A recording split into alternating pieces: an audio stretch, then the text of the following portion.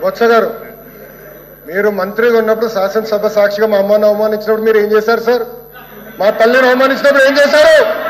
ఏం చేశారు అంటున్నా? మీరు మారుతారా? మహిళల గురించి మీరు మారుతారా? నేను కళ్యాణి గౌరవం అన్నాను. నాకు ఆ మహిళలు గౌరవిస్తాను మా అమ్మ నాకు నేర్పించింది సార్. మీ నాయకుడికి నేర్పించలేదేమో, నాకు నేర్పించారు. మహిళలు ఎట్లా గౌరవించాలో నాకు తెలుసు సార్. శాసనసభ సాక్షిగా మా తల్లిని అవమానించారు. కావాలంటే video will play it now. Audio ఉంది దాంట్లో క్లియర్ గా. ఒక తల్లి ఆవేదన బాధ నాకు తెలుసు సార్. నేను చూసా. 3 నెలలు పట్టింది మా తల్లి రికవర్ అయ్యేదానికి.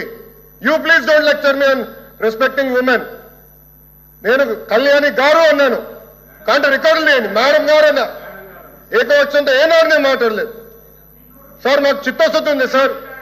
వినండి సార్, మీకు ఓపిక లేకపోతే బయటకు వెళ్ళండి. I know problem. Please listen. మీ తల్లిని అవమానిస్తే మీరు ఇట్లా మారుతారా? మీ భార్యను అవమానిస్తే మీరు ఇట్లనే మారుతారా? మీరు మాకు లెక్చర్లు ఇస్తారా?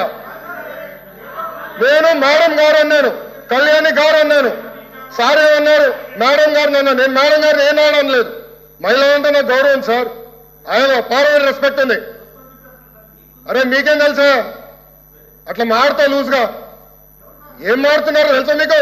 ఒక తల్లిని అవమానిస్తే ఎంత బాధపడుతుందో మీకు తెలుసా? నేను చూశాను 3 నెలలు 100 రోజుల బాధ నేను చూశాను. మీరు చూసారా? ఒక మహిళ అవమానిస్తే, శాసనసభ సాక్షి అవమానిస్తే ఎంత కుమిలిపోయిందో నేను చూశాను. మీరున్నారా? మాట్లాడచ్చు మీ తల్లి గురించి మాట్లాడతారా? ఈరోజు ఇదే మీకు నేర్పించింది మీ ఇంట్లో. ఈ రోజు కూడా మీ కార్యకర్తలు ఏం చేస్తున్నారండి? మా మహిళలు వ్యతిరేకంగా పోస్టులు పెడతారా? మా మహిళలకి ఇచ్చి వచ్చే విధంగా పోస్టు పెడతారా? పొరపాటున మా ఒక్క కార్యకర్త భారతిరెడ్డి గారి వ్యతిరేకంగా పోస్ట్ పెడితే జైలుకు పంపించిన ఘనత తెలుగుదేశం పార్టీది. అది మాకున్న చిత్తశుద్ధి. మీలో కాదు. మహిళలు తిడితే ఆనందపడితే వ్యక్తులు మేము కానే కాదు. ఆ రోజు మంత్రిగా ఉన్నాడు ఈయన. నుంచిన ఆ రోజు చెప్పాల్సి సార్. వీడియో నా దగ్గర ఉంది. I'm ready. డిబేట్ చేద్దాం. అరే చైర్మన్ గారి టేబుల్ పైకి వెళ్ళారు సార్. మీరు మారుతారు. ఇదే టేబుల్ మీద నుంచున్నాడు ఒక మంత్రి ఈయన ఆయన కూర్చుంటున్న టేబుల్ మీద నుంచున్నాడు. కావాలంటే పర్మిషన్ ఇవ్వమని చేరు విజువల్స్ అని చూపిద్దాం. మీరు గౌరవం గురించి మాట్లాడతారు. మా పైన మహిళలు నేను అవమానించానంటారు. మీరు ఏమిన్నారో నా దేవుడికే తెలియాలా. నేను చాలా క్లారిటీగా చెప్పాను. మహిళలు అంటే నాకు గౌరవం. ఏదంటే అది మాట్లాడడానికి నేను లేదు.